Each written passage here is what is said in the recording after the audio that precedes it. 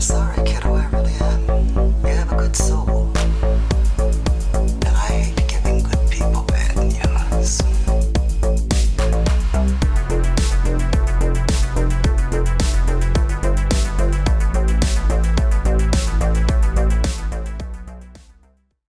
I'm Tony. He's Mike. It's a brand new year. Happy New Year. It's season 5 for Tony and Mike watching the world burn. And Hang on. Wait. World burn! Oh, sorry, burn.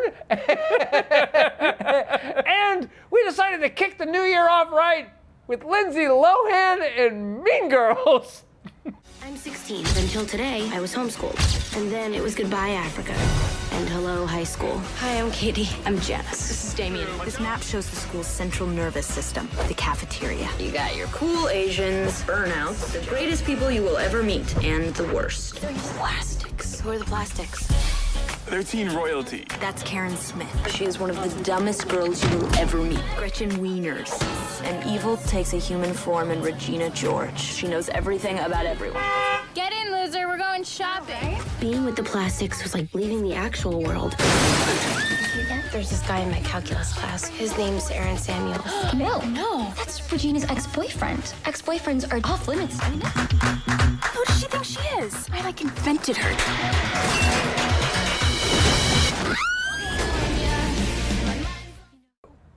How did this even come up? Like, what was the conversation? What was it trying to like? Was it trying to like think of something to do that was different? Or Actually, I think it was I was drinking, and the conversation was like, well, apparently people really like it when two middle-aged white guys review films about teenage girls. Because every one of those that we have done has always done far better than our average films. So Mean Girls was thrown out there as a joke, and then it was yeah, fine, let's do it. And here we are. Now, just to preface this, I have never watched Mean Girls before watching it for this review. Yeah, I've seen it. So I've seen it before this. So this film has no nostalgia for me. I am taking it face value for exactly what it is, as it's been interpreted 20 years after its original drop. Yeah. So this is written by Tina Fey. She actually has a part in it. Yeah. The main stars are Lindsay Lohan, Rachel McAdams, Amanda Seyfried. Is it how you pronounce her name? Siegfried. There's no G in it. It doesn't matter. This girl. Duh. Lacy Chabert, Lizzy Caplan, and Daniel Franzese, something like that. Yeah. That guy. You get a function. Hey, that's only okay when I say it. I'm going to say that I love Lizzy Caplan. There's very little that she's ever done that I didn't enjoy the hell out of. She was on Party Down for the first season, and I loved her role in that one. Yeah, I did. Because I saw this like forever ago. Yeah. And then I saw Party Down after this. And I was like, that girl looks really familiar, but I can't peg her where I got her from. And then I watched this after I watched Party Down. I was like, oh, wait a sec, that's her. I mean, they really dress her down. Oh. Because she's a super cute girl. I mean, she's not hot, but she's super duper Lizzy cute. Caplan is the perfect quirky girl next door that Zooey Deschanel wishes she could be, but has to try too hard. Zooey Deschanel gets a bad rap. She is quirky, but she was just overexposed. Yes. And she she did some poor choices in her films and her stuff. Yes. And they overplayed that pixie, the manic character. pixie girl. Yeah, Yes, that's exactly who Zooey Deschanel became. And sadly, because that's her brand, she's going to have a hard time getting roles that she's not. Yeah. The manic pixie girl. Now, Lacy Chabert, on the other hand, But hang she on, was originally in Lost in Space. Probably. But before we get too deep into the yeah. cast and everything else, let's quickly do the setup here. Okay. So Lindsay Lohan's character is Katie. She was homeschooled in Africa, so they're back in the States. Yeah. So this is her first experience in school. She's a junior. So she goes to school. The first day is garbage because she's a new kid and is naive to all this shit that goes on. Yeah. I don't know if anyone told you about me. I'm a new student here. My name is Katie here. Talk to me again and I'll kick your ass. The second day, she gets taken in by the art kids on I'm gonna call them our kids. Yeah, no, that's fine. I completely get it. Yeah. So Janice and Damien, I think is what their names are. Yep. Doesn't really matter. And so they give her the lay of the land of the lunchroom. You know, this table's this, table is this, blah blah blah blah blah. Unfriendly black hotties, girls who eat their feelings, girls who don't eat anything, desperate wannabes, burnouts, sexually active band geeks, the greatest people you will ever meet, and the worst. Beware of the plastic. It gets to The plastics. and it's like, you know, avoid these people at all costs. Regina George is the devil. Yeah. That type of thing. Well, one day, Regina George takes an interest in Katie. Why don't I know you? I'm new. I just moved here from Africa. I used to be homeschooled. Wait, what? My mom taught me at home. No, I know what homeschool is. I'm not retarded. We want to invite you to have lunch with us every day for the rest of the week. Oh, it's okay. Coolness. So we'll see you tomorrow. And at first she's like, you know, hey, they invited me out to, you know, hang out with them or something like that. And she doesn't want to do it, but Janice's like, oh, no, You go have hang to, out, yeah. Go hang out with them and come back. We'll talk shit on them and stuff like that. And God, okay, you have to do it, okay? And then you have to tell me all of the horrible things that Regina said. What do we even talk about? Hair products. Ashton Kutcher. Is that a band? Would you just do it, please? yeah, and it turns into this big thing. And from there, shenanigans ensue.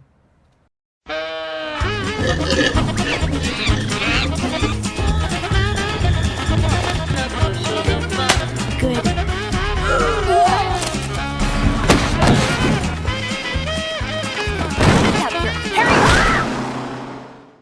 Yes, shenanigans is the correct word Yes. for this. Yeah, It's, because there's a lot of shenanigans in here. And it starts off like innocently enough. Yeah, You know, yeah. well, they talk about these people and stuff like that, and they do this and they do this. And then it's revealed that they had the burn book, and then in the burn book, Janice is a dyke. It's our burn book. So we cut out girls' pictures from the yearbook, and then we wrote comments. Trang Pak is a grotesque little biatch. Still true. Amber DeLessio, she made out with a hot dog. Janice Ian Dyke. And Yeah. so Janice wants to get Yeah. revenge now. So Janice draws up this plan, the 3-part plan Yes. to take down Regina George. Regina George is an evil dictator. Now, how do you overthrow a dictator? You cut off her resources, her high-status man candy, technically good physique, an ignorant band of loyal followers. yeah, they're basically looking to damage her reputation because Yeah. Regina is not known for being kind. As a matter of fact, everybody wants her attention, but no one wants her attention at the same time. It's kind of like, you know, no one wants to draw enemy fire. So I'm just gonna say, I'm a bit of a Lacy Chabert fan So fat. because she's in a ton of Hallmark movies. And if you watched our review last week, you know I'm not making that shit up. I always find her as charming. Now this one, it's very Tina Fey. You can most definitely see Tina Fey's handprints and writing style all over this film. It's got the exact same sense of humor as Unbreakable Kimmy Schmidt. It's very Tina Fey. You can most definitely see Tina Fey's handprints and writing style all over this film. It's got the exact same sense of humor as Unbreakable Kimmy Schmidt. Never seen it. It's a Netflix series, and it watches very much like this, in that there's references to reality, but then there's always this absurdist humor that's kind of tacked onto it. And that's kind of one of the things I liked about this film was the absurdist humor. This is much more subtle than Kimmy Schmidt. Kimmy Schmidt takes it to the next, ramps that up to 10 on this one. This one is a bit more grounded in that regard. Which it doesn't make it better or worse, just makes it different, and I'm just acknowledging that I am familiar with Tina Fey's work. Amy Poehler's character is funny and kind of pathetic. a pathetic, never was popular in high school and never got over the fact that high school ended kind of way. You guys, happy hour is from 4 to 6. Is there alcohol in this? Oh God, honey, no. What kind of mother do you think I am? Why do you want a little bit? Because if you're going to drink, I'd rather you do it in the house. I think that sums it up best. I don't think she actually was popular. I think it's probably just living vicariously through her daughter. You girls keep me young. Oh, I love you so much. It may have been both. She may have been popular. Well, she's not just living vicariously through her eldest daughter, Regina. She's also doing it with the younger daughter. With the younger daughter as well, and that's just thrown out there in like 3 different spots within the film. And it's kind of fucked up too, because the little daughter's watching Girls Gone Wild, and the little daughter throws her shirt. Yeah, at the and TV. She's also dancing to my milkshake brings all the boys to the yard. That's one of the clips that's in there. So yeah, for me, I think that like that was what her high school experience was, and therefore she thinks that that's what her daughter's, both of them's high school experience should be. That she was popular, but high school does end. So that's part of it there. This movie starts off, and it's kind of quirky and funny and, oh yeah, very relatable. And yeah, there's kind of like this edgy dark side to high school. And then it goes into the mean-spirited realm kind of quickly. I mean, it's really a dark comedy. Oh, absolutely. And I think that kind of flies over the people's heads, because when I watched it, was it today or yesterday? I don't remember.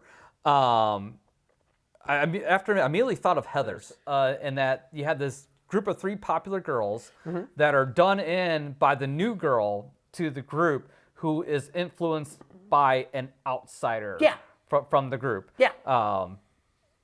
Yeah, and it's very dark. Well, Heathers is way darker than this, but you can see where the groundwork kind of came from. Absolutely. I think Heathers is a smarter film than this one, because they're poking fun at a lot of topics that are taboo at the point that this was made. Yeah.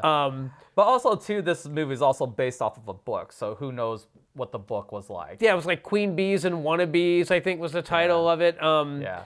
I'm sure it's probably some young adult fodder or something like that. I don't know. I'm speaking on my ass. I have no clue. It ain't no Judy Blume. Look, are you there? God, it's me, Margaret, and Blubber. But anyway,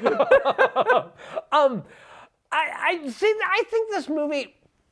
Again, I come at this with no nostalgia, and I know that there's a legion of people out there that deeply love this film, and I know that there's like just a ton of memes about this and stuff like that. I'm just going to say that, sorry, none of that works on me.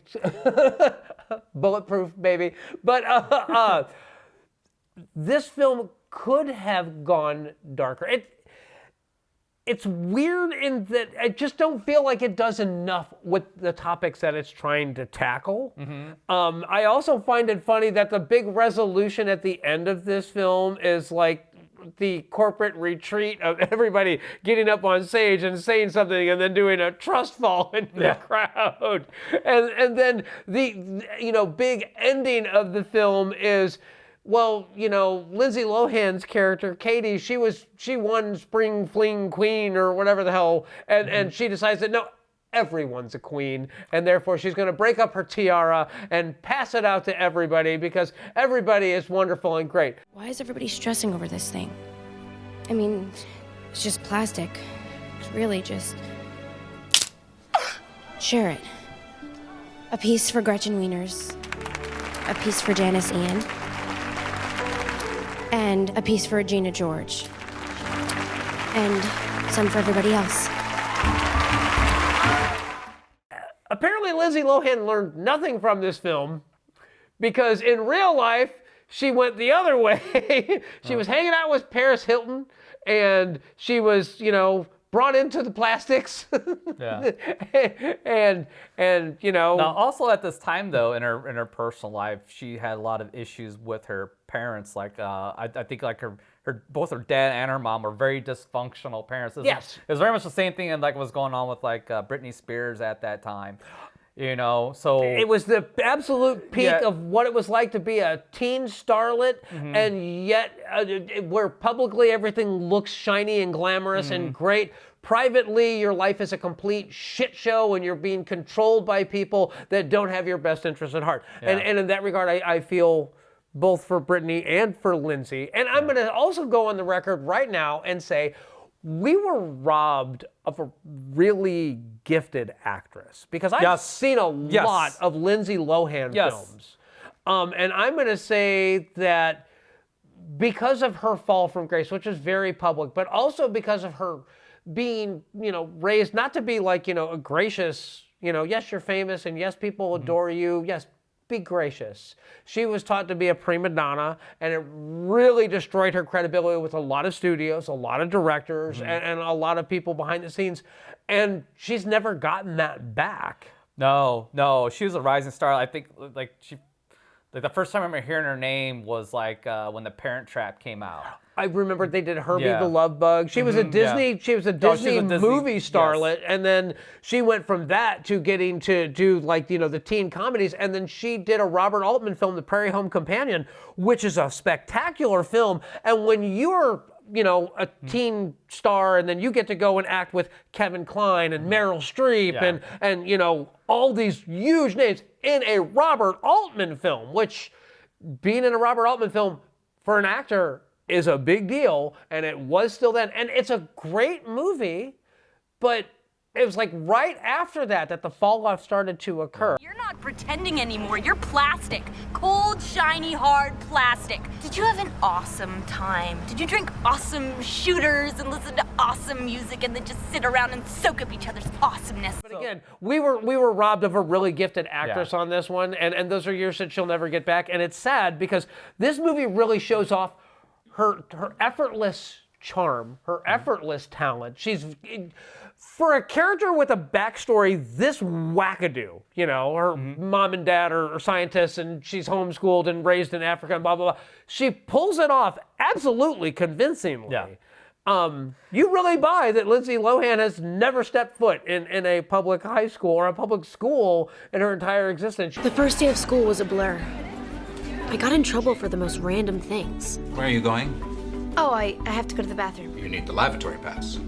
Okay, can I have the lavatory pass? Nice try. Have a seat. I had never... By that, not only is she really, really pretty, but she has this troubled friendship, this five-way thing going on with the people that she's, close to. And then you also buy the fact that she's a math nerd who can win the state championship. Yeah.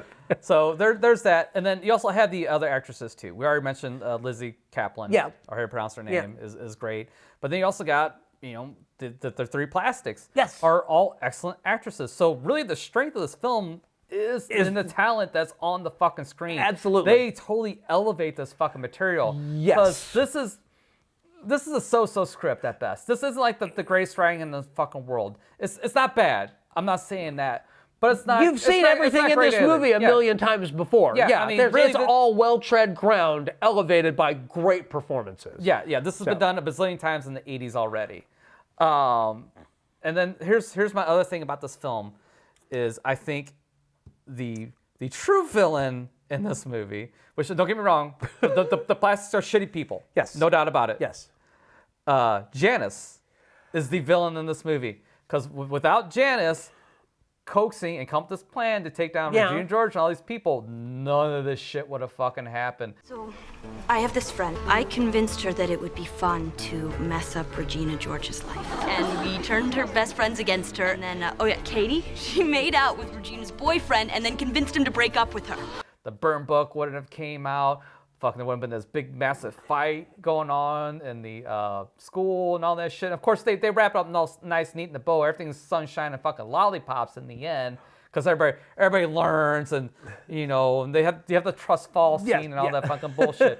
But Janice gets away with bloody fucking murder. I'm going to say that I wouldn't say she gets away with murder. I would say she gets her revenge. Really, I don't know why I did it. I guess it's probably because I've got a big lesbian crush on you. Because remember but at the expense of every girl in that class. You're not wrong. Yep. Janice, you're a bit of a bitch. Suck on that!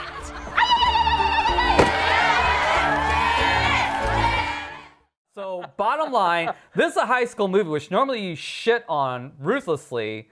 but you're not really here. So this is recommend, it's not recommend. What are we talking about? It's not without its charms, but I can't tell you that I'm going to like rush out and sit down and watch this again. I'm definitely not adding it to my collection anytime soon. So would I recommend it? If you've never seen it, watch it once. If nothing else, you'll understand all those fucking memes on Reddit. Other than that, it's just kind of there. If nostalgia is the reason why you enjoy this film, you know what? You do you. Enjoy. You know what? Buy it on every format you can get. I get it. I understand. But he's absolutely right. There's so many high school-based 80s films that fill this same void, and I think do it better. It's not for me. Yeah. So it's a recommend for me. Kind of for the fact that this is like that generation's version of the 80s movie. So I could see if you grew up in that era, this would be a classic for you. Oh yeah, if you're a millennial, absolutely. And understandably so. I mean, all the raw talent that's on screen is just fucking amazing. Yeah.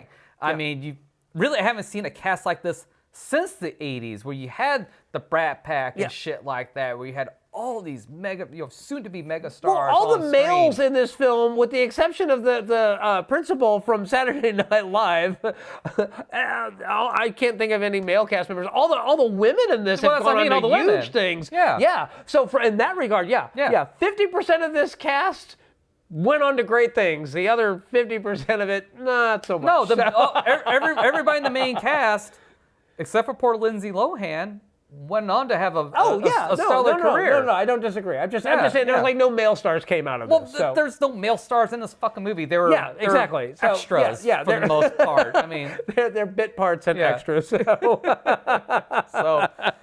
a recommend for me. I